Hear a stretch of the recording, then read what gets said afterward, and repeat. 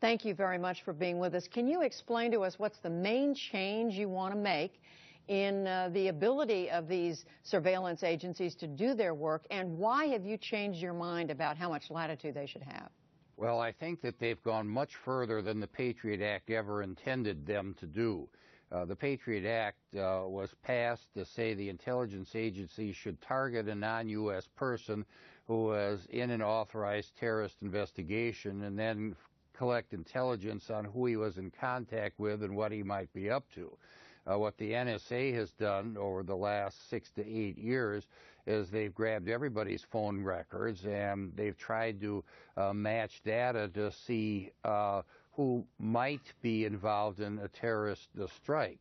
The NSA has not ever come up with how many terrorist conspiracies that they've actually been able to solve in doing this.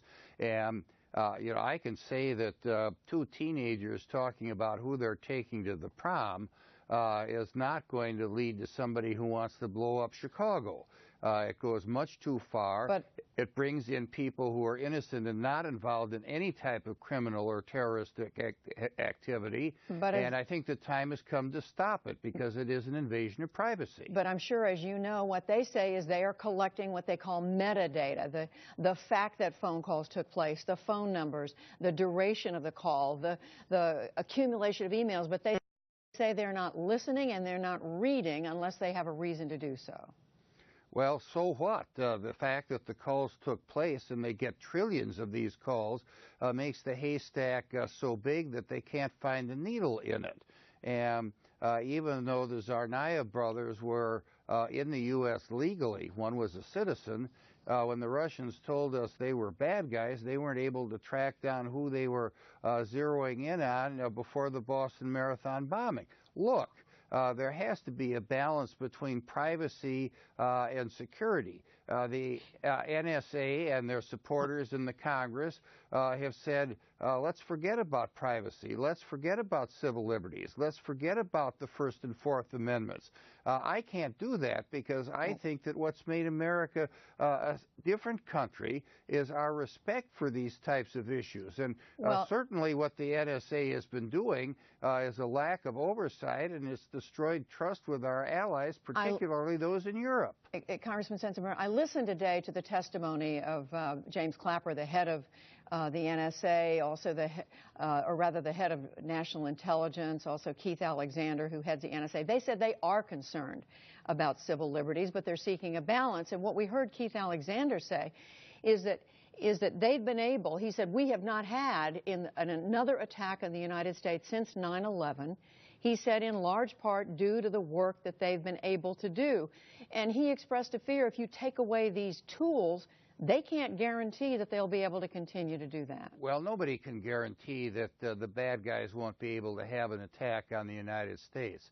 But look, what they ought to do is find out who is involved in a terrorist operation and then use a target by going after that person and that person's phone records and the people that he is conspiring with, not to grab all of the phone records and people who are innocent. You know, we're talking about trillions of records, and I don't know how you can put the pieces of a trillion-piece puzzle together in time to stop a terrorist strike.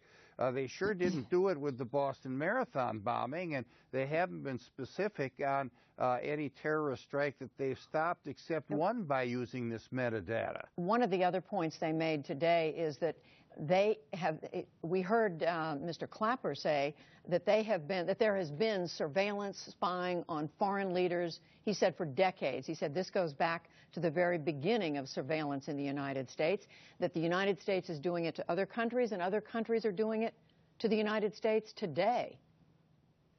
That may very well be true, but it seems to me that when we are dealing with friends and allies like German Chancellor Merkel, the president ought to draw a line that the NSA shouldn't go beyond. And I think the president has been negligent in not drawing a line or admitting that he didn't even know about it until last summer. Well, all this controversy is a result of a lack of oversight. It's a lack of oversight in the White House. It's a lack of oversight in the Congress. And the FISA court that issues orders that supposedly approve these methods say that in many cases the Justice Department, which petitions that court on behalf of the NSA, was inaccurate and maybe even lying to them. Now, you know, the thing is the only way oversight can be done is if people tell the truth to the court, tell the truth to the Congress, and tell the truth to the president. Just very briefly, one other point they made is that there is more oversight taking place today for these agencies, in every one of these agencies and in Congress, they said, than in any other nation in the world. Well, it sure isn't working, and what you heard from some of the people on the Intelligence Committee is that they're cheerleaders for the NSA rather than doing oversight. They ought to be doing oversight, which means asking the tough questions, getting to the bottom of the issues. And I think that the most upsetting comment was made by Senator Feinstein yesterday when she said she didn't even know about the tapping of cell phones of people like Chancellor Merkel. She is the chair of the Senate Intelligence Committee, and if anybody ought to be briefed on that and asked the tough questions, it ought to be Senator Feinstein, and she didn't know anything about it at all. Well, we hear you, Congressman James Sensenbrenner of Wisconsin. Thank you very much.